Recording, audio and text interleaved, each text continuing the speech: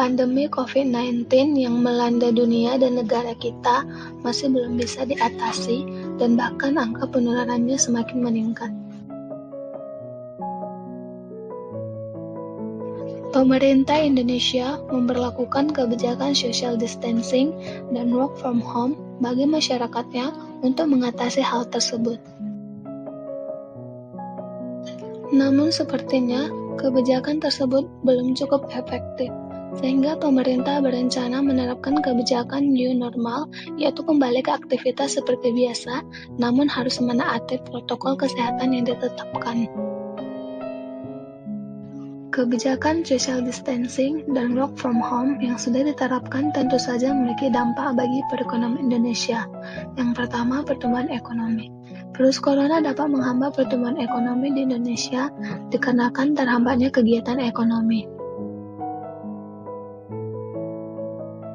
Pertumbuhan ekonomi Indonesia di akhir kuartal 1 tahun ini hanya mencapai 2,97% dari prediksi awal Bank Indonesia, yaitu sebesar 4,04%.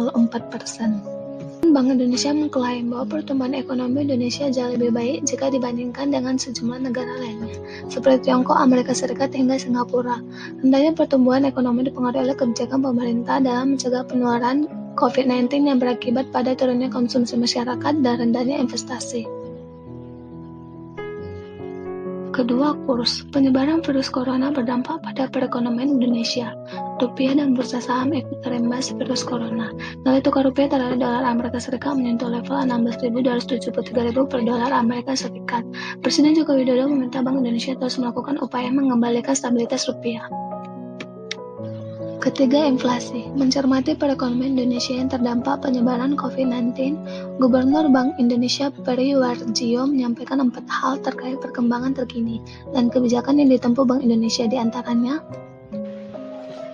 pemerintah menetapkan anggaran sebesar 405,1 triliun rupiah untuk mengantisipasi berbagai kemungkinan akibat COVID-19 di Indonesia. Serangkaian kebijakan juga telah diambil guna meringankan masyarakat dan pelaku usaha menghadapi COVID-19. Kebijakan tersebut diantaranya adalah kebijakan moneter dan kebijakan fiskal. Kebijakan moneter dilakukan guna menjaga pertumbuhan ekonomi di Indonesia. Kebijakan ini juga bertujuan untuk menjaga nilai tukar rupiah tetap terkendali sesuai nilai fundamental, didukung kinerja neraca pembayaran Indonesia yang tetap terjaga. Di bidang moneter, otoritas moneter harus dapat menjaga nilai tukar rupiah, mengendalikan inflasi, dan memberikan stimulus moneter untuk dunia usaha. Direktur Research Center of Reform on Economics Indonesia, Peter Abdullah, menilai kebijakan pemerintah yang tertuang dalam stimulus fiskal memiliki 3 tujuan sebagai berikut.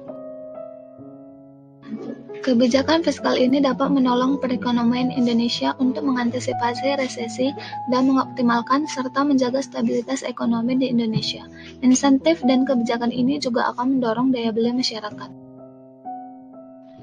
Demikianlah informasi yang bisa saya sampaikan terkait dampak virus corona terhadap perekonomian di Indonesia. Agar memutus rantai mata penyebaran COVID-19, sebaiknya selalu jaga kesehatan, rajin cuci tangan, dan stay at home.